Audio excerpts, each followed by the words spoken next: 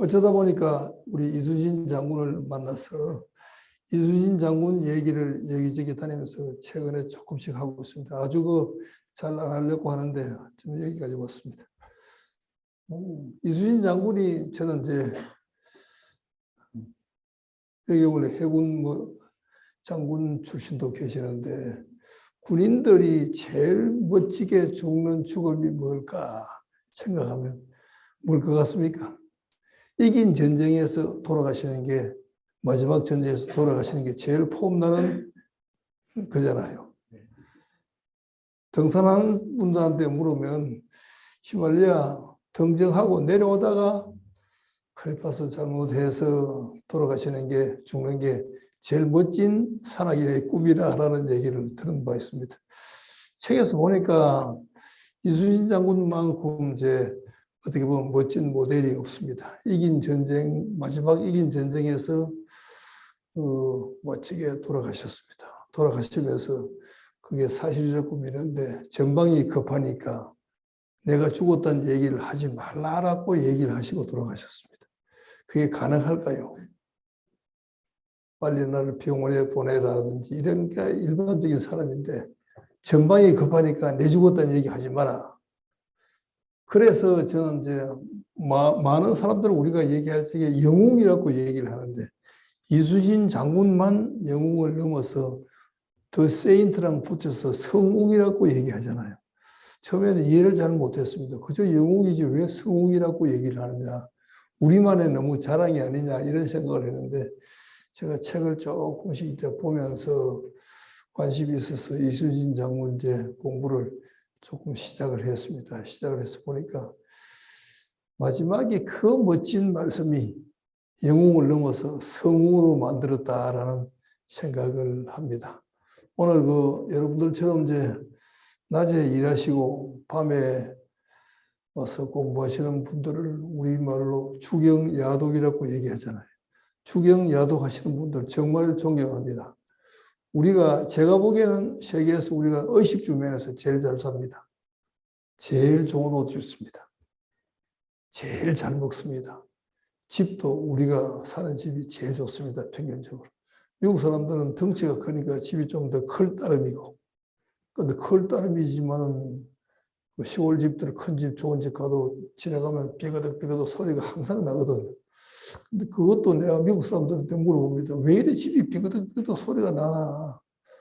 미국의 대도시에 있는 현대식 호텔 말고 옛날 이제 조금 떨어지는데 호텔에 가서 보면 늘 2층짜리, 3층짜리 목조 건물에 제법 큰, 제대로 지어놓은 집들입니다. 삐그덕삐그덕 거립니다. 물었어요. 좀 잘 짓지 왜 이리 삐그덕거리냐라고 물으니까 그분들 얘기가 그래야 당신한테 공격하러 오는 사람들을 미리 알 수 있다라고 하는데 그게 사실인지 아닌지 모르겠습니다만 변명치고는 그럴듯하게 해놨잖아요. 이수진 장군은 저는 이제 우리 직원들한테 이제 교육시키는데 가장 좋은 모델을 제시를 해야 되잖아요. 여기 모두 회사 하시는 분들 많은데 아까 우리 유인숙 대표도 하시던데 사장이 시켜서 말 잘 안 듣습니다. 시켜서 말 듣는 사람들 시원찮을지도 몰라요. 말 잘 안 들어야 창의적인 발상이 나온지도 모릅니다. 그런데 그런 이제 사람들을 데리고 하시는 이제 하면서 제 얘기보다는 이런 분을 소개해서 같이 담자라고 해야 효과가 있더라고요. 그래서 제가 이수진 장군을 소개를 우리 직원들한테 하기 시작했습니다. 3주간 신입사원 연수 마치고 내보낼 적에 이수진 장군에 관한 책을 한 권씩 줍니다. 줘서 6개월 이내에 독후감을 내라. 신입사원들이니까 부서 배치해서 가면 제가 얘기를 했으니까 6개월 이내에 독후감 다 들어옵니다. 한 200명씩 독후감을 다 읽어보면 정말 멋지게 쓴 사람도 있습니다. 이게 그저 책을 보고 뺏기는 게 아니라 가슴에서 나와서 썼던 사람들도 있습니다. 이름 기억하고 이제 보면 역시나 저 일 잘합니다. 그래서 모델로 제시하기에 가장 훌륭한 분이어서 제가 이제 조금 하기 시작했습니다. 그래서 이순신 장군을 제 역사하는 사람도 아닌데 하다 보니까 그랬습니다. 나중에 질문도 하시고 대답도 하시면 제가 최근에 그 이순신 장군에 관한 책을 몇 권 쓴 적이 있습니다. 금년에 썼던 책 중에 하나가 그 조선을 지킨 어머니, 제목은 이제 출판사에서 붙였는데 이순신 장군 어머니에 관한 책을 썼는데 꽤나 시장에서 반응이 괜찮습니다. 이순신 장군 어머니 대단하신 분이거든요. 나중에 들어가서 조금 얘기하겠습니다만 원래 하나님이 천사를 땅에 많이 보낼 수 없어서 천사 대신에 어머니를 보냈다는 얘기가 있습니다. 훌륭하신 분들 뒤에는 훌륭하신 어머니가 있습니다. 그리고 눈 감고 우리 조용하게 손들어 보자라고 해서 가장 존경한 사람 누구냐라고 하면 어머니로 손든 사람이 절대 다수입니다. 아버지보다는 어머니가 훨씬 많습니다. 그리고 이제 누굴 존경한다라고 뭐 어떤 사람 얘기하면 실제 그거는 대답용이지 그분에 대해서 잘 모릅니다. 대답을 하기 위해서 어떤 사람 존경한다고 만들었던 사실도 제가 보기에는 그런 것 같습니다. 우리한테 가장 존경한 사람은 어머니입니다. 가장 영향을 많이 미친 분은 어머니인데, 그런데 우리 조선 500년간 우리 여성분들 이름이 없잖아요. 기록에 이름이 전혀 없습니다. 사임당 신씨, 사임당이란 당호를 쓰는 신씨입니다. 허난설헌, 난설헌이라는 당호를 쓰는 허씨란 말이에요. 이순신 어머니도 성함이 없습니다. 초계변씨입니다. 그래서 이제 그 초계변씨가 이순신을 저는 정신세계를 만들었다고 생각합니다. 나가면서 조금 얘기를 또 하겠습니다. 사실은 이제 그 경영의 노하우를 저는 이순신 장군한테 배웠습니다. 제가 40대 중반에 회사 시작해서 이제 30년이 조금 넘었는데, 다른 사람들은 그런 얘기를 합니다. 제가 우리나라에서 기업하면서 가장 짧은 기간에 제일 성공을 했더라고 얘기를 하는데, 성공의 개념이 뭐 여러 가지로 뜻있습니다 합니다. 억지로 부인도 안 하지만 조금 부끄럽기도 합니다. 누구한테 배웠냐면 이순신 장군한테 배웠습니다. 이순신 장군의 행동에서 배웠습니다. 우리가 2019년 갤럽에서 여론조사를 했습니다.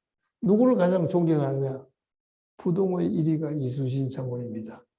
2위가 세종대왕입니다. 나머지 이런 분들은 늘 5% 전후로 해서 3위에 하는 사람들이 굉장히 많습니다.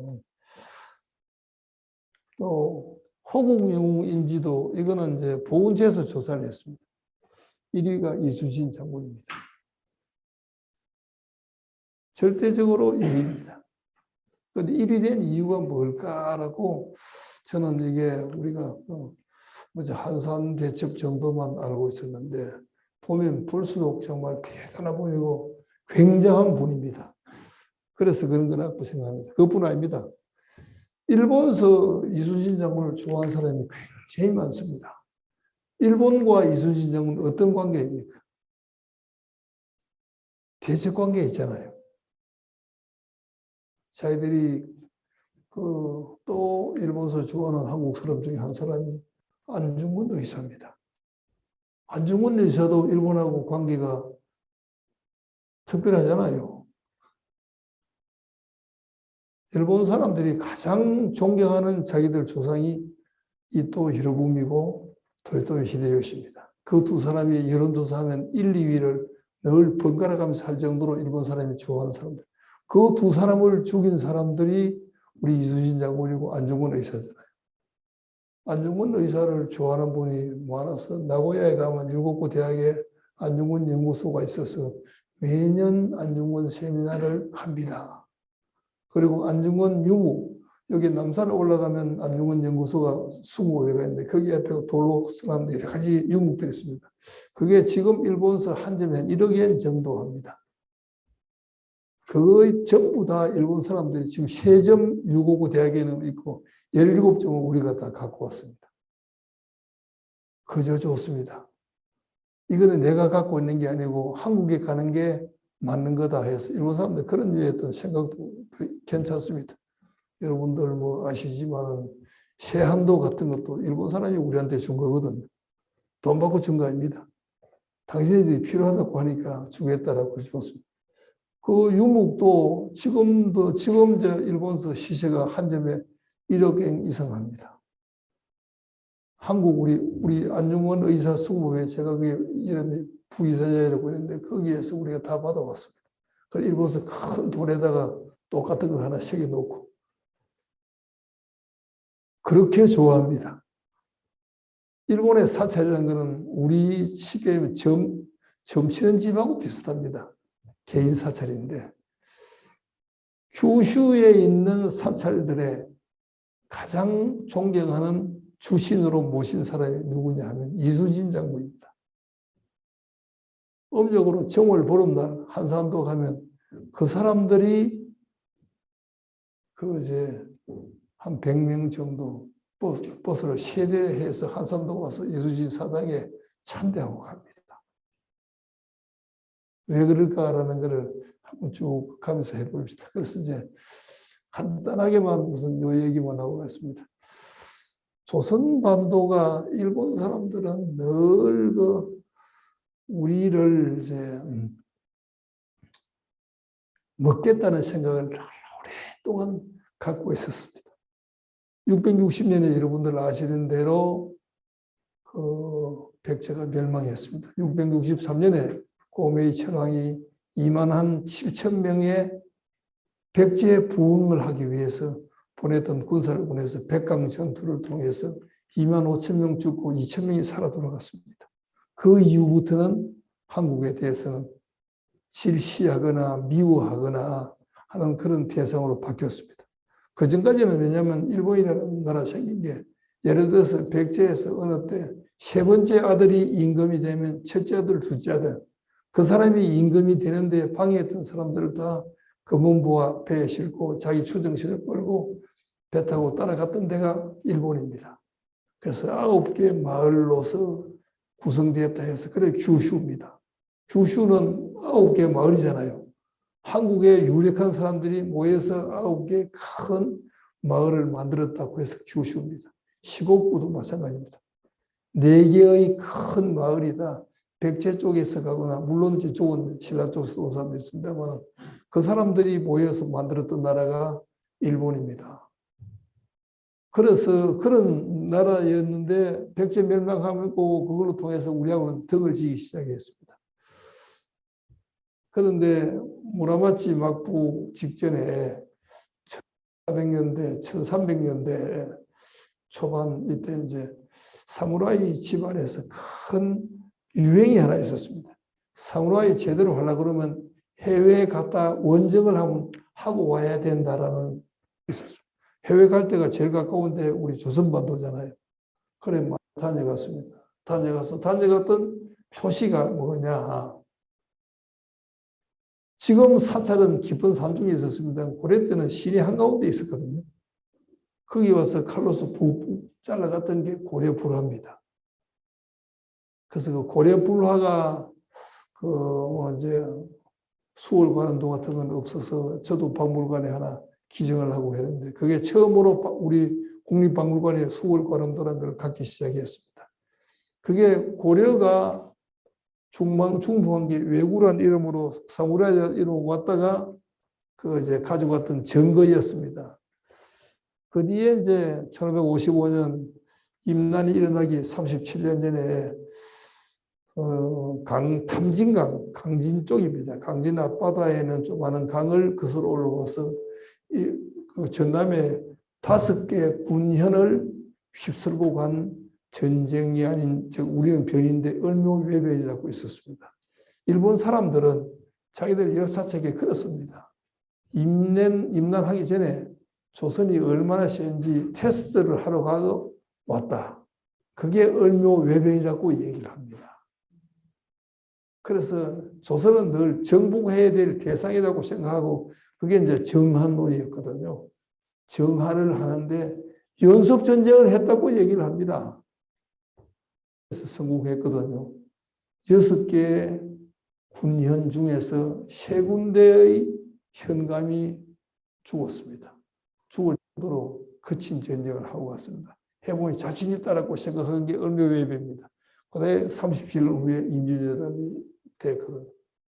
자기들 나라 통일하자마자 바로 왔잖아요. 그 전에 이제 통일이 안 됐으니까 못한다라고 해서 통일하자마자 왔던 게 임난입니다. 그런 그 과정, 그 다음에 1910년에 일본이 한테 우리가 병합당했잖아요. 자, 이거 하나 내 참고로 얘기했습니다. 한일 합방이라 이거 하면 안 됩니다. 예사로 한일 합방하는 사람 많습니다. 합방이라고 하면 서로 합의해서 나라끼리 합봤다는 뜻이거든요. 아니잖아요. 뺏겼잖아요. 그래서 강제 병합입니다. 그런데 일본 사람들이 역사를 솔직히 한일 합방이라고 표현을 써서 그대로 우리가 받아들인 사람들이 많아서 합방이라고 하면 그 아주 잘못된 겁니다. 강제 병합, 합병 그런 식으로 표현을 하셔야 됩니다. 그래서 강제 병합이 1910년에 되었잖아요. 그래서 우리 힘으로 독립된 건 사실은 아니잖아요. 2차 대전에 지면서 우리가 독립을 얻었잖아요. 그런데 그 독립 얻은 건 물론 이제 이 임시정부라든지 이런 그 투쟁을 통해서 했던 어떤 그런 근거를 국제사회가 인정을 해서 이 나라는 독립시키기 좋겠다 해서 미소가 합의하고 해서 했던 게 우리였습니다. 우리 손으로 독립을 사실은 하지 못했기 때문에 지금도 끊임없이 이념의 분쟁이 우리 사회에 있는지도 모르겠습니다. 다른 나라보다 훨씬 많거든요. 지금 이제 우리가 이렇게 잘 사는데 세계 1위가 무지하게 많은데 불행하게도 자살률도 1위잖아요. 이혼율도 거의 1위에 가깝습니다. 그런데 이렇게 잘 살고 잘 먹고 잘 입고 하는데 자살이 많은 것은 정신세계가 안 편하다는 얘기로 할 수 있을까요? 몸은 편한데 좋은 옷은 있는데 잠자리는 괜찮은데 마음이 안 편한지도 모르잖아요. 그래서 제가 마음을 어떻게 편하게 하고 할 수 있는 길이 없겠다는 생각 때문에 제시한 모델이 이순신이었습니다. 그러다 보니까 이순신 책을 이 책도 보고 저 책도 보고 하다 보니까 여기까지 왔습니다. 서론이 너무 길었습니다. 그렇죠. 자, 그래서 성웅이 탄생했던 것을 제가 몇 가지로 나눠 간단하게 우리가 기성전결로 나눠봅니다. 이순신 장군 어디서 태어났는지 아시죠? 예, 예. 명보국장 앞에 거기가 생가로 추정합니다. 그래서 충무로입니다. 여기가 충무로 만들어 놓고 나니까 그 다음 이름 정하면서 을지로 만들고 태계로 만들었습니다. 충무로가 제일 먼저 있었습니다. 이순신 장군 집이 거기 있었습니다. 서울에서 태어났습니다. 8살 내지 13살까지 여기 살았다고 이제 추정을 하는데 하시다가 아산으로 내려갔습니다. 그런데 여러분들은 아시는데 서울 사람들을 물어보면 다 이순신 장군 어디 사람인지 아느냐 하면 충청도 사람으로 알고 있습니다. 사실은 서울서 10살까지 살았다는 게 제가 보기에는 거의 합리적입니다. 충청도 가서 이제 19년을 더 사셔서 32살 돼서 과거 합격해서 이제 과거하러 나가셨습니다. 32년간 걸렸습니다. 성웅이 탄생하는데 그게 32년 걸렸습니다. 이런 일들을 거의 어머니가 다 하셨습니다. 이사를 서울까지 내려갔습니다. 그제 다음 얘기합시다. 그리고 이제 여기서 이제 동부비보 여기 삼수갑산입니다. 거기 권간 지금식으로 하면 그저 파견대 대장 정도로 나가셨다가 정읍 현감까지 했던 게 16년 정도 걸렸습니다. 그 다음 이제 전라자수사가 되었습니다. 임난 일어나기 1년 2개월 전에 1591년 2월에 전라자수사가 되었습니다. 전라자수사는 이제 우리 해군 이제 예비역 그 제독님이라 계신데 저는 제독이라는 얘기 별로 좋아하지 않습니다. 제독이라는 얘기는 우리 장군님 미안합니다만은 해군이 이순신 장군을 너무 사랑해서 하는 얘기거든요. 상대적으로 제독이라고 얘기하니까 다른 군에서 받아들이지 않으려고 합니다. 나는 해군을 넘어서 공군도 육군도 다 받아들여야 되거든요. 이 해군이 너무 사랑해서 제독이라고 얘기하니까 우리 군에는 제독 없어 이런 얘기합니다. 그래서 제가 해군 사관학교도 가고 해군 본부도 가서 이런 얘기하면서 제독 얘기하지 말고 공군을 하는 거를 비난하지 말아달라고 부탁을 합니다. 이제는 그런 분위기는 사라졌습니다. 전에는 장군이라고 하면 제독이라고 얘기하라고 얘기를 했습니다. 그런데 그거는 저는 이제 해군이 이순신 장군을 자랑스럽게 해서 지나친 애정이 너무 강해가지고 제독이라 했다고 표현합니다. 장군이라고 하면 그래야 육군도 공군도 다 받아들이거든요. 어느 게 이순신한테 도움될까요? 어느 게 나라에 도움될까요? 라고 생각하면 저는 제독 대신에 장군으로 해야 된다라고 얘기합니다. 물론 영어로 뭐 애드비를 하고 그러라고 달긴 하지만 해군도 이제 제독에서 벗어나 장군으로 해도 되잖아요.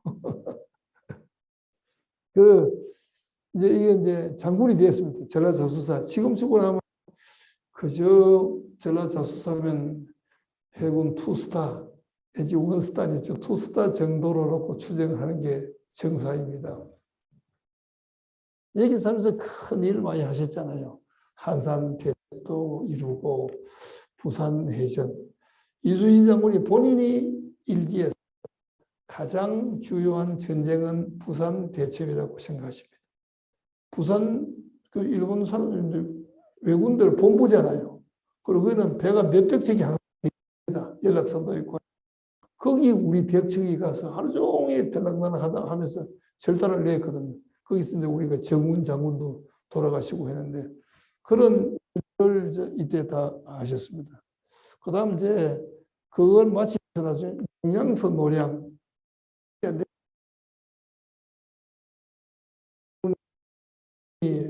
폐전을 하고 이순신 전라자수사가 삼도 통제사가 되는 게 음력으로 8월 3일 명량이 있었거든요.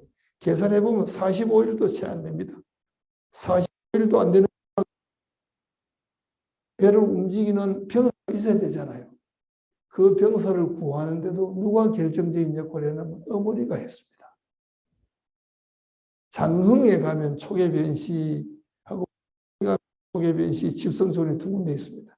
그 두 군데에서 우리 외손이 돌아왔다 해서 병사들을 모아줬습니다. 그게 기계에 대해서 자 12척 정도로 움직이려고 그러면 또 2척이 됩니다. 폐지하고 없는데 2,000명 어떻게 구합니까? 지금처럼 강제징집도 모을 수도 분이 돌아왔다 해서 변시지원에서 시작된 게 모아줍니다. 근데 그런 일도 사실은 어머니가 했다는 사실이 놀랍잖아요. 그래서 그 명량, 본인은 그 명량에서 목숨을 던지겠다고 각오를 했습니다. 그래서 생적사, 사적생이라는 얘기도 나오고 그때 갈 때 이제 감옥에 들어갔다가 4월 1일 날 나오셔서 어머니 시신 받아놓고 장례도 못 치르고 백의종으로 해서 그런 길로 남쪽으로 걸어 내려갔던 게 이순신 장군이었거든요. 그러면서 저는 마음속으로 그렇게 생각합니다. 아버지 돌아가셨고 어머니 돌아가셨고 작은 형 먼저 돌아가셨고 큰 형 돌아가셨고 이제 내 차례다. 내가 어디서 죽자라는 걸 생각합니다. 그래서 그전에는 안 가셨다가 명령 두고 생적사 사적생 얘기하셨잖아요. 명량에서 이기신 게 그다음 이제 다시 이제 노량 이기신 거는 따지면 한 1년 정도밖에 안 되니까 그거는 마지막으로 본인은 그런 표현 안 했지만 저는 이제 이미 죽은 목숨이라고 던진 목숨이라는 삶으로 살았던 게 그랬다. 그래서 그 멋지게 이제 이순신 장군의 삶이 이루어졌다고 생각합니다. 그래서 그 얘기 조금만 하고 했습니다. 8시니까. 서울서 태어나셨습니다. 근천도. 거기에 그 당시에 이름이 근천동이었습니다. 이순신 장군의 5대조는 세종 때 대제학을 했으니 큰 뜻을 하던 집안이었습니다. 집안이었는데 아버지와 할아버지가 벼슬을 못했거든요. 왜 못했느냐 하면 중종 때 자기 조부가 이 상중에 나라의 상중에 결혼식을 했다 해서 처벌을 받았습니다. 그래서 요즘식으로 하면 과거 응시 자격 중지 그걸 받아서 2회를 못했으면 2세대를. 그런데 어머니가 한글로 그 당시에는 어문이죠. 어문으로 진정서를 내어서 그 문제를 풉니다. 대단하시잖아요. 임금한테 보내는 편지를 어문으로 썼습니다. 한글로. 그래서 풀어서 아산으로 이사를 갑니다. 2세대가 벼슬을 못했으니까 살기가 마지막에는 좀 한미해졌거든요. 조금 약해지니까 이 처가 쪽도 이순신 장군의 자기 외가 쪽도 부자입니다. 외가 쪽도 괜찮아서 전 친정 식구, 시집 식구들을 다 데리고 친정을 내려가는 게 지금도 가능할까요? 참 어렵거든요. 혼자 가서 자기 식구들만 따라가서 겨우 조금 보태도 뭐 눈치 봐서 살기 힘든 파인데 다 데리고 내려갑니다. 그런 통 큰 어머니입니다. 지금 거기서 장가를 보냅니다. 상주 방씨 집에 방진 장군의 외동딸. 그 양반이 그 당시 아산서 제일 부자였습니다.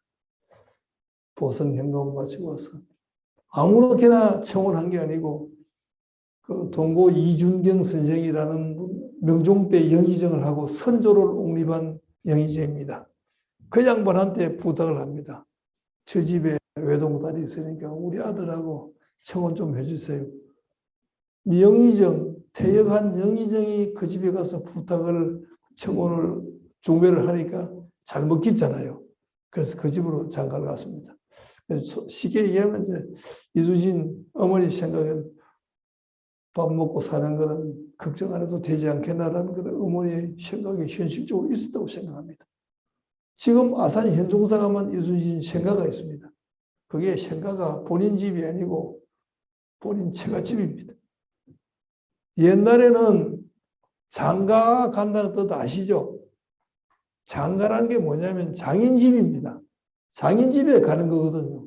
장인집에 가서 보통 제일 짧게 사는 사람이 한 3년 살고 그렇지 않으면 3년 지나면 다 본가에 가거나 하는 그 집에 눌러붙어 삽니다. 그래서 장가 간다라고 얘기했습니다. 지금 우리 역사책에 나오고 사진에 나오는 아산의 그 집도 사실은 이순신 장군의 처가집입니다. 그런 장가를 보냈습니다. 그래서 과거를 하게 만들었습니다. 무과로 하게 만들었어요. 그 당시 사회에서 이순신 장군의 그 성격에 문과를 했으면 지금의 이순신 장군이 있겠나는 생각합니다. 무과는 결과가 딱 나오잖아요. 이기고 지고.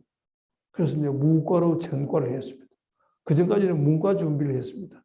문과를 준비했기 때문에 뛰어난 기록을 남겼습니다. 난중일기. 이순신 말고도 우리 역사에 많은 장군들이 있잖아요. 그분들 별로 일기라든지 그런 기록을 남긴 게 별로 없습니다. 이순신 장군만 멋지게 남겼거든요. 그게 문과를 했던 덕분이라고 저는 생각합니다. 이런 일들을 저는 삶의 기승전결하면 기에 해당되는데 그래서 32세에 합격했습니다.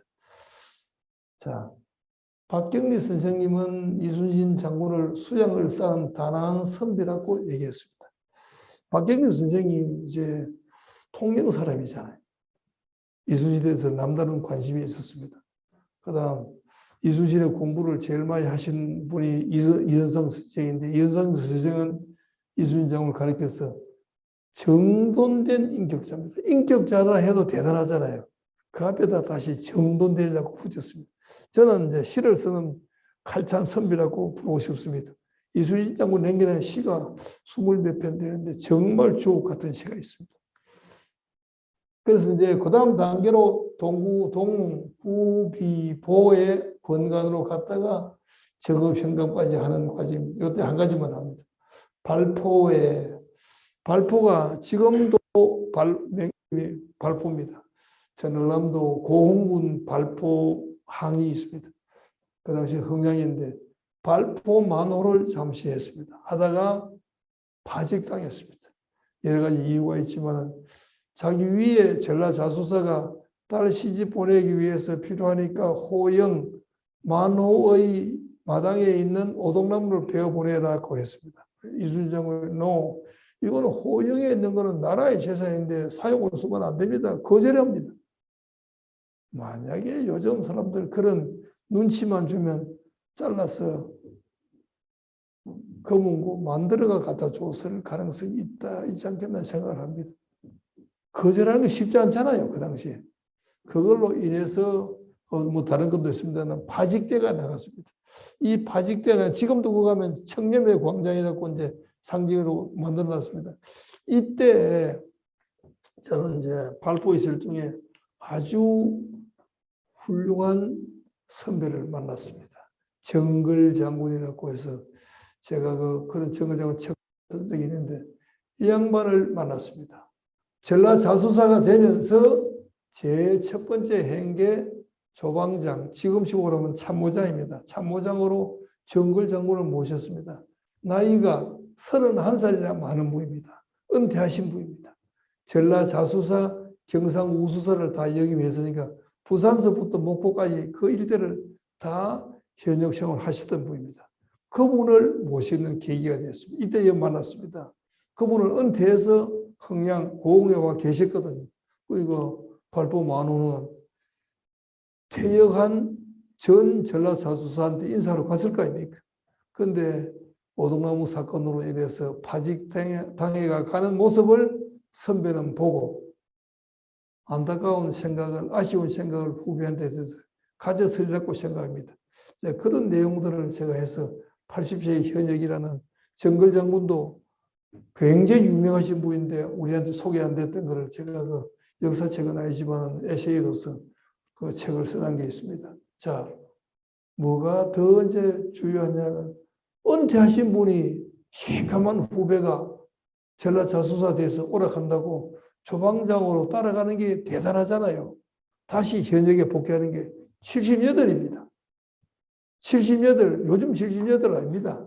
그때 78은 대단했잖아요. 지금 100세에 거의 가까운 나이입니다. 현역에 복귀해서 나중에 이제 마지막에 충청수사도 했습니다. 충청수사를 다시 하시고, 충청수사 하실 적에 우리 행주 전투에 큰 기여를 했습니다. 행주 전투 때, 행주 전투로 하면 여러분 기억하시는 행주치마 기억하시잖아요. 기억하시죠? 행주치마. 왜 행주치마냐 하면 화살이 모질된다는 얘기잖아요. 이분이 마지막에 한강을 거슬러 올라가서 정글 장군이 화살 2만 촉을 공급함으로써 행주 전투를 이기게 만들었습니다. 그래서 이제 그거는 우리 실록에 기록이 조금 있습니다. 있는데 그걸 확인할 길은 없잖아요.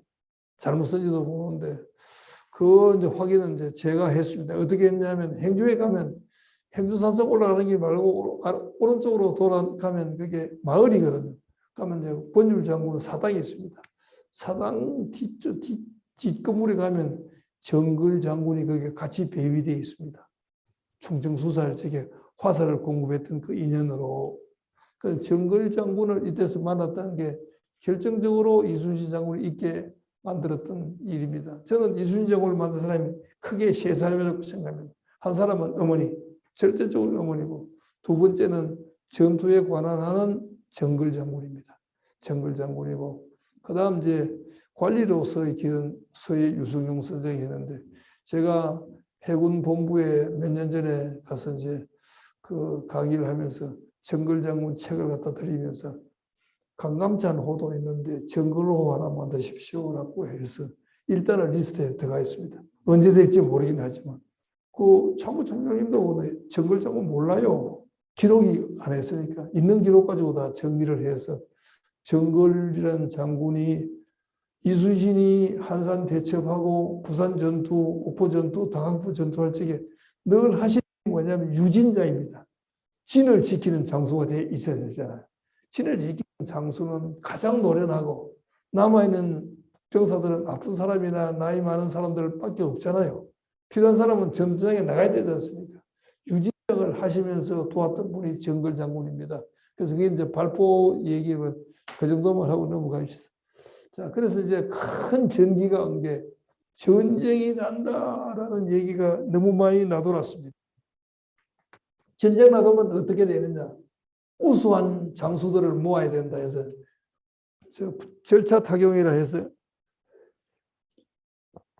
이거저거 따지지 말고 괜찮은 사람 있으면 등용하자 해서 이순신 장군이 전라자수가 되었습니다. 전쟁이 난다는 소문이 파닥하고 일본 사람들을 통해서 번지고 할 적에 그래서 전라자수사가 되어서 있었던 게 아까 제가 말씀드린 대로 조방장으로 정글 장군을 영입했습니다. 여론이 난중일기 쓰는데 조방장이라는 말 한 번도 쓴 적이 없어요. 전공 또는 영공이라고만 얘기를 합니다. 그 왜 조방장을 보고 전공, 영공이라고 할까 싶어서 제가 관심이 있어서 찾아보니까 대단한 분이었습니다. 판옥선을 만드신 겁니다. 판옥선이라는 게 맹선은 이제 위에 뚜껑이 없잖아요. 그 위에 집을 나무로 지어서 노젓는 격군들이 그 안에 들어가서 합니다. 그리고 일본 사람들이 전투라는 게 그 셔갈고리 던져서 자기들이 이제 밧줄로 당겨가지고 배에 올라가서 칼 쳐서 하던 전쟁이었거든요. 일본이. 그러니까 그 배 위에 맹선 위에다가 집을 한 채 지었습니다. 나무로. 집을 지었는데 그 속에 격군들 노젓는 사람이 있습니다. 위에 이제 그 사수 있고 포수 있고 하니까 이 판옥선을 만드는 게 제가 보기에는 임난 때 우리 수군이 잘 이긴 거는 첫 번째는 이순신 장군의 탁월한 전투력과 그다음 이제 좋은 선박입니다. 일본 선박은 협조선이라 해서 빨리 가는 데만 왜냐하면 일본 사람들은 배를 가지고 전투를 하는 게 아니고 빨리 와서 뺏어가지고 도망가는 게 자기들 그 목표였거든요. 협조선이라서 바닥이 이래 좁습니다. 속도는 빠른데 힘이 없어요. 우리 배는 소굴이 저런 둥굽니다. 평저선입니다. 평저선은 회전하기 좋습니다. 우리 배에는 포가 적으면 12문, 많으면 14문씩 있습니다. 뱅 돌아가면서. 그런데 우리가 판옥선 때문에 이순신 장군을 이겼다고 볼 수 있습니다. 그 다음에 일본의 이제 조총이라는 게 그저 사거리가 150보 정도밖에 안 되니까 한 50m 정도 남짓밖에 안 됩니다. 활도 그렇지만 우리 그 총통은 천지 현황 그 네 가지 총통이 웬만하면 그저 150m 안에 800m까지 가거든요. 멀리서 쏘니까 판옥선을 만드는 분이 정글 정도니까 정글 장군이었으니까 대단히 그 중요한 역할을 했습니다. 화약도 우리가 굉장히 발달했거든요. 화약도 고려 말 때부터 화약이 발견되고 해서 우수한 화력, 뛰어난 배, 탁월한 정보력, 이순신 장군 전투할 때마다 망군, 높은 산에다가 망 보는 사람을 늘 씹어두었습니다.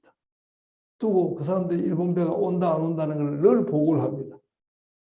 그래서 한산 대첩할 적에도 김천손이라는 망군이 그 산에서 보고 배를 타고 달려와서 알게 줬습니다. 그래서 저는 통영서 김천손 마라톤 대회라고 했는데 요즘은 없어져 버렸는데 그게 마라톤 한 절반 정도 컸습니다.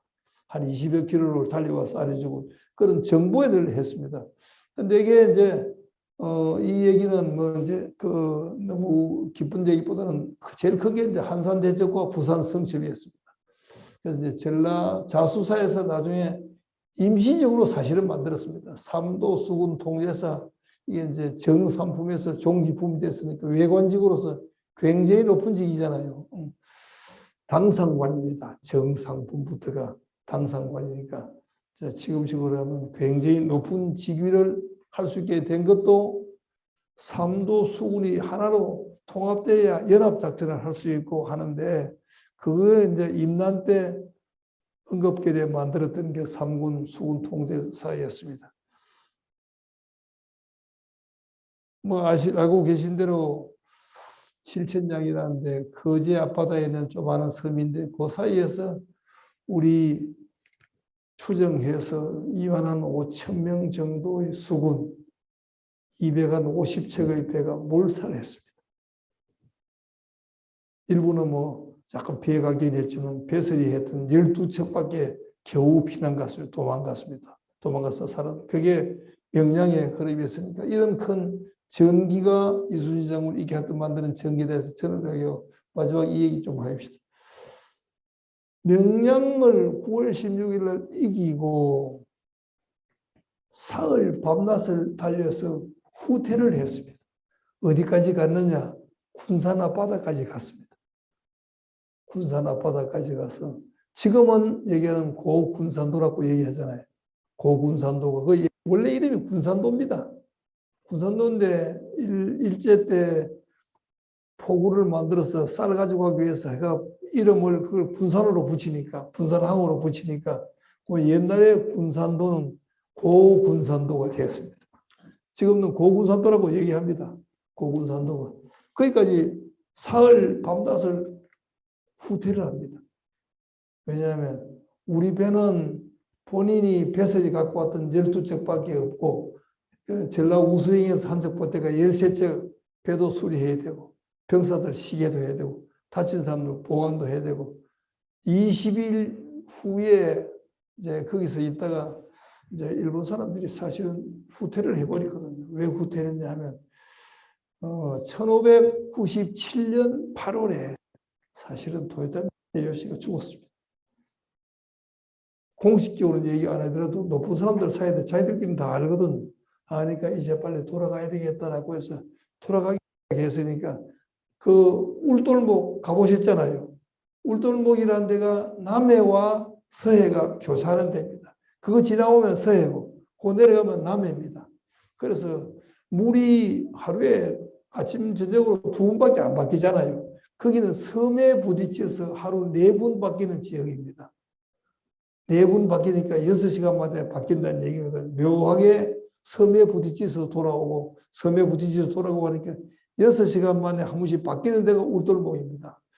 제가 이제 이순신 공부하면서 현장감을 느끼기 위해서 진도 쪽에 가서 7물, 8물, 음력으로 14일이나 16일 밤에 밤 한 11시쯤 가서 들으면 밑에 바위에 부딪혀서 물 지나가는 소리가 큰 짐승떼들이 울부짖는 소리가 들립니다.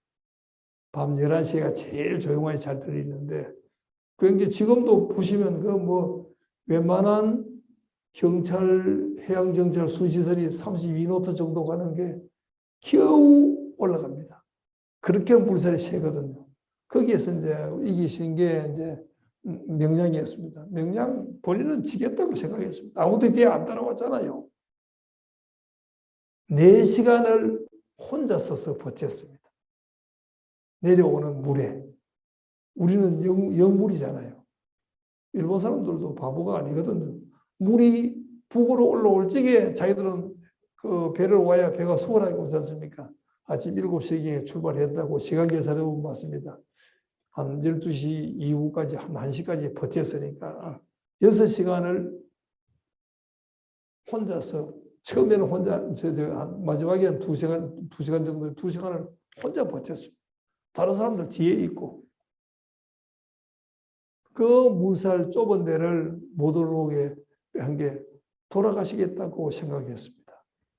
그래서 이제 일기에도 보면 그래 놨습니다. 신인이 나타나서 이렇게 전투하라라고 알려 줬다라고 일기에 써놨습니다. 그런데 뭐 제멋대로인데 저는 그 일기에 나타난 신인은 어머니일 가능성이 있다라고 생각합니다. 어머니 서울서 낳아서 키우다가 과거를 치를 수 있는, 응시할 수 있는 자격을 만들어 놓고 형편이 어려우니까 아산으로 내려왔습니다. 아산서 결혼시켜서 무과로 해서 무과 합격해서 벼슬길로 나가게 만들고 임난 내내 기간 동안에 1591년도에 오는데 1592년도에 전쟁이 일어나니까 어머니가 혼자 여수 내려와서 있었습니다. 밥해 주러 내려온 거 아닙니다. 말이 안 되잖아요. 아들 기도하러 내려왔습니다. 우리가 갖고 있는 가치관에 하늘이 열리면 에너지가 내려온다고 하잖아요. 언제 열리느냐? 자정에 열린다고 하거든요. 자정에 열리면 가장 낮은 곳으로 에너지가 내려가는데 땅에서 제일 낮은 곳이 어디입니까? 우물이잖아요. 그래서 우리가 정화수라는 개념이 제일 먼저 내려왔던 하늘의 에너지를 걷어 올린다라고 해서 그 정화수 개념이거든요. 그 기도하러 어머니 오셨습니다. 훌륭한 어머니, 훌륭한 분 뒤에는 뛰어난 어머니가 있다고. 이수진 장군 어머니 오니까 빨리 돌아가서 나라의 치욕을 크게 씻으라 하고 빨리 돌아가라 합니다. 부대. 오랜만에 왔는데 좀 앉아가지고 있다 가라는 얘기가 아니고. 안중근 어머니, 이사의 어머니도 마찬가지잖아요. 1심에 사형을 선고받으니까 항소하지 말라고 얘기하잖아요. 항소하면 부끄러운 일이다. 당당하게 죽어라라고 어머니가 그 얘기하기 힘들잖아요. 사형은 면할 가능성이 있으니까 한 번 더 2심 해봐라라고 하는 게 어머니일 가능성이 있잖아요. 안중근 어머니 항소하지 말라고 얘기하시는 거예요. 근데 뭐 우리가 훌륭한 자녀들 뒤에는 훌륭한 어머니들이 있다라고 생각을 합니다. 그래서 제가 그 어머니를 조사를 해보니까 그렇다는 얘기죠. 실제 우리끼리 이랬습니다. 아까도 잠시 얘기했지만 가장 존경한 사람 어머니라고 얘기하는 남자들이 대부분입니다. 그 어머니가 여수의 아들 응원하러 내려왔습니다. 그런 어머니 있겠습니까? 자기 집에 그 며느리도 있고 이 하인들 있는데 혼자 내려와서 방 얻어놓고 기도하고 있습니다. 그런 어머니거든요. 그래서 제가 명자 어머니 유명하다는 게 이사 세 분에서 유명하게 됐잖아요. 아시는 대로. 예? 아시죠? 예. 이수진 어머니도 묘하게 이사 세 분 했습니다.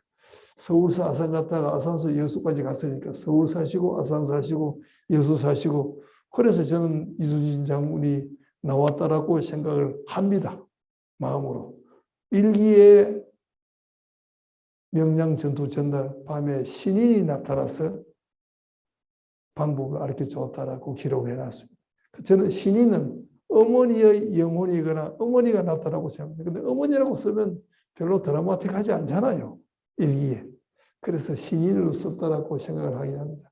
뭐 여기서 이게 썼던 건 제 아내도 다 아실 테니까. 자, 이때도 보통 사람이 전혀 그렇지 않습니다. 명량 성첩을 하고 목포 이제 보화도로 이진을 했습니다. 영산강 앞에 있는 섬입니다. 거기서 90일 있으면서 함대를 만들었습니다. 함대 만들고 병사를 모았는데 식량이 있어야 되잖아요. 음력으로 10월 29일, 이거 다 음력입니다. 10월 29일이면 12월이 아닙니까? 추울 때 곡식 구하기가 없잖아요. 곡식을 어떻게 구하느냐. 바다에 떠돌아 다니는 피난온 배들한테 너희가 세작선이 아니다 임을 증명하는 우리가 증명을 해주겠다. 그래서 해로 통행접을 발급을 합니다. 그러면 편안하게 다닐 수 있다. 그래서 큰 배는 3섬, 작은 배는 1섬, 보통 배는 2섬. 그러니까 9,000섬을 모았습니다. 9,000섬이면 그 군대가 1년치 정도의 식량을 모읍니다.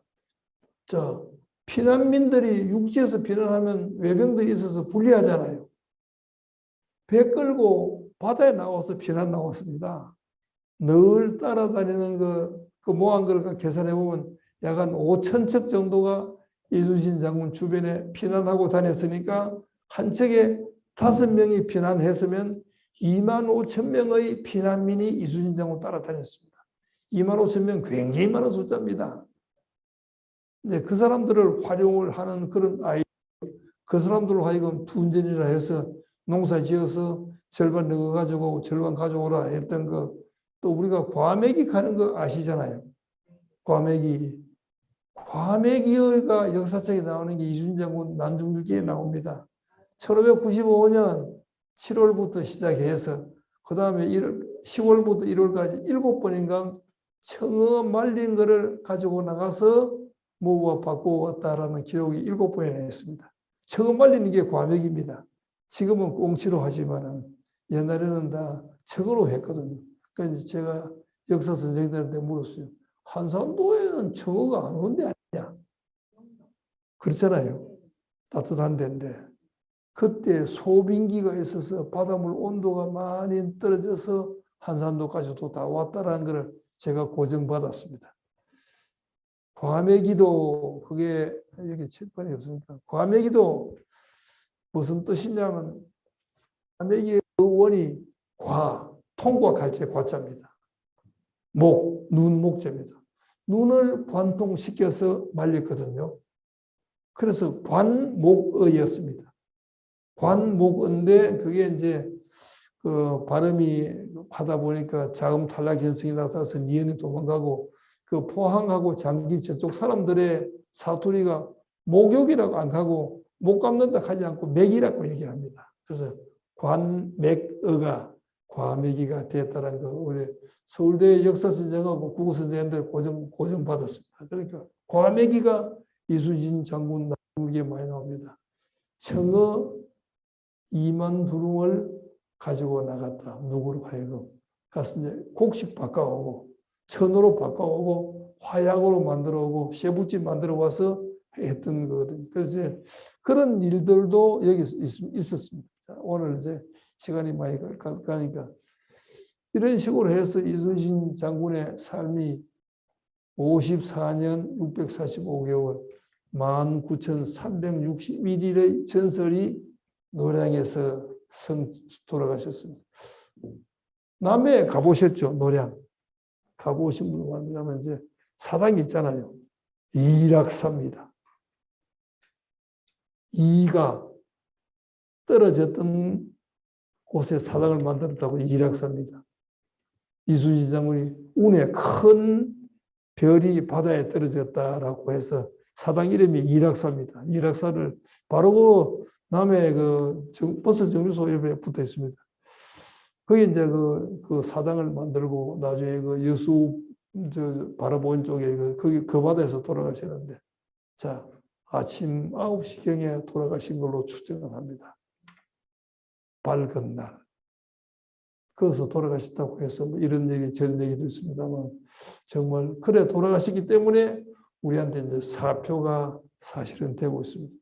그때 나라에서는 일본하고 휴전 협정을 할 적에 사도 분할 아래쪽에 4개는 일본에 찢고 북쪽은 명나라 저가 가져오겠다고 하는 것을 우리가 이제 유승룡 선생이 강하게 반대하고 또 임금이 의주에 있으면서 중국에 갈락하니까 유승룡 선생 하신 얘기가 금상이 의주로 땅을 떠나기만 하면 더 이상 금상이 아닙니다. 우리 땅 떠났는데 무슨 임금입니까? 아마 그것 때문에 이순신 장군이 돌아가시는 날 유승룡 선생이 파직되었습니다. 해직된 게 아니고 파직을 되면 뭐를 못하냐면 국가기관에서는 역마를 이용 못합니다. 개인 돈을 써서 가야 됩니다. 퇴직공무원 내려갈 때는 다 여기에 있는 역마를 이용해서 타고 가거든요.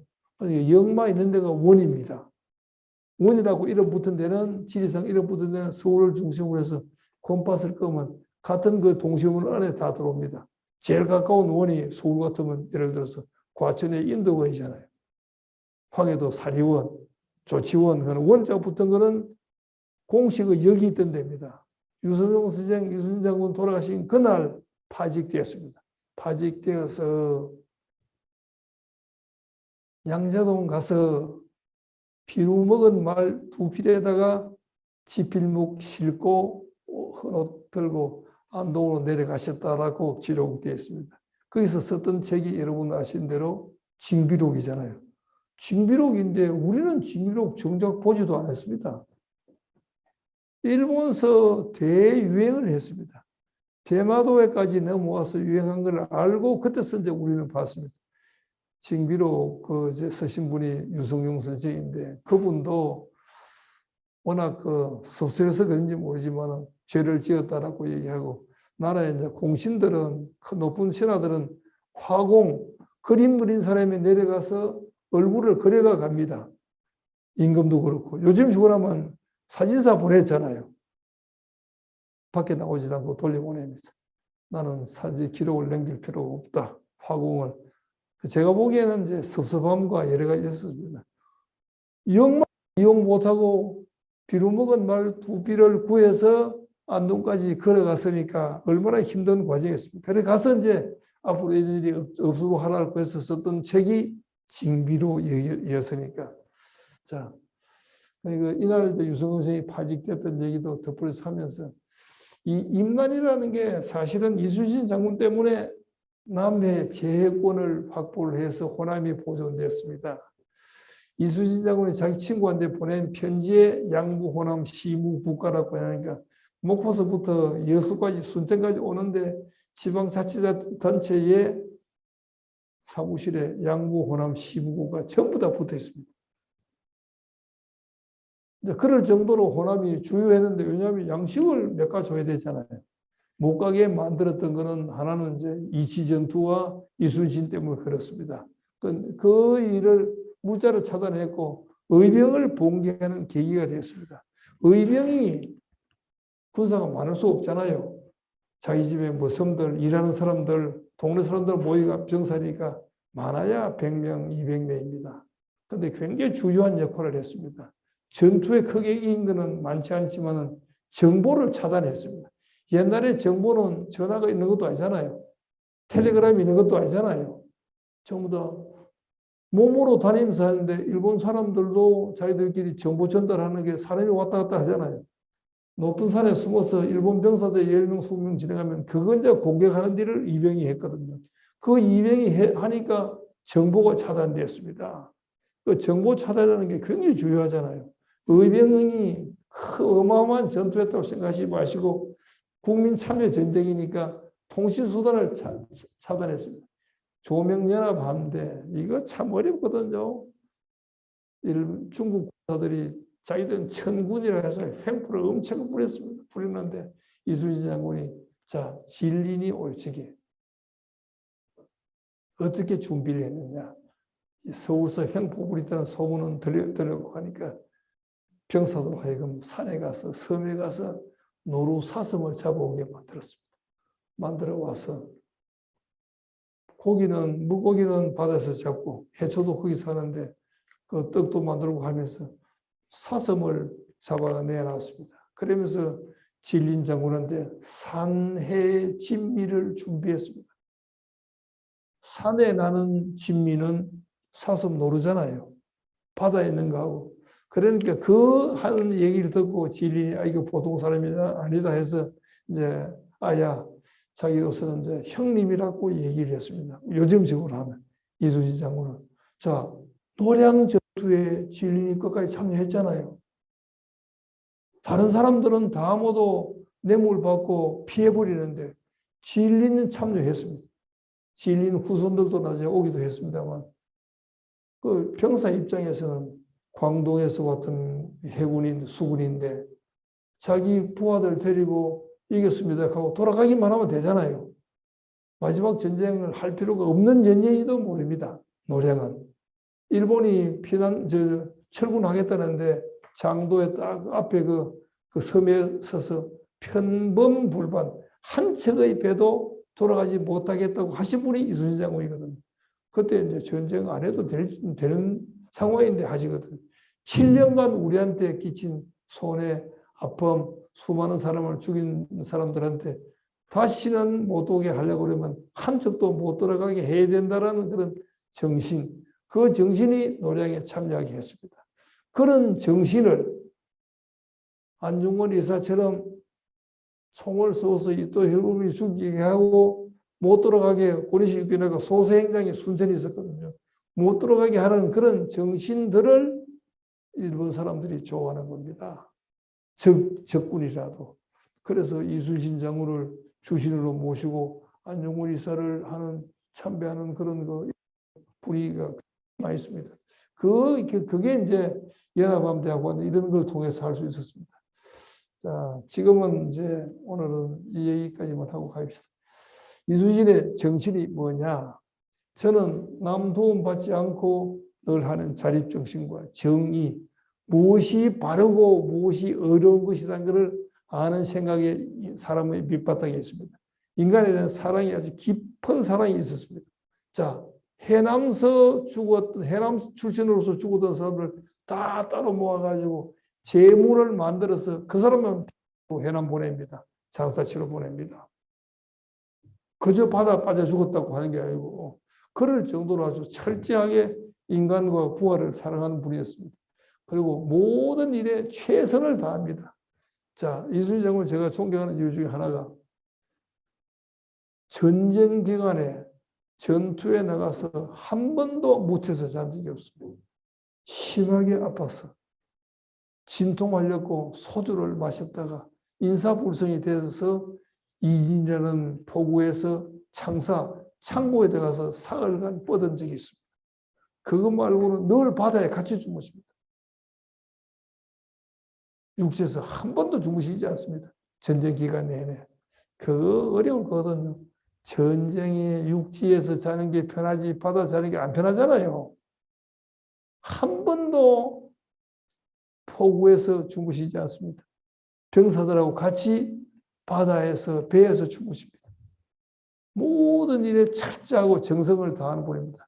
그래서 저는 이제 우리 삶에 있어서 이순신 장군 소개하면 그것보다도 저 좋은 게 없다는 모델로서 우리 회사 소개합니다. 우리 회사 30년 전에 제가 만들었을 때 4사람을 시작했는데 지금은 상당 규모가 되었습니다. 몇천 명 되고 매출도 상당 몇 조가 되고 할 정도 하는 것은 제가 한 게 아니고 제가 이순신 장군 본받으라고 직원들한테 얘기했던 게 도움이 되어서 그렇다는 믿음을 지금도 갖고 있습니다. 그래서 어설프긴 하지만 이런 얘기를 하면 크게 거절하지 않고 와서 이순신 얘기하는 이유인지 모르겠습니다. 오늘 저는 그저 간략하게 소개했습니다만 책들이 많이 있으니까 한번 보시고 이순신 장군이 여러분들의 삶에, 여러분들의 사업에 도움되기를 바라겠습니다. 마치겠습니다.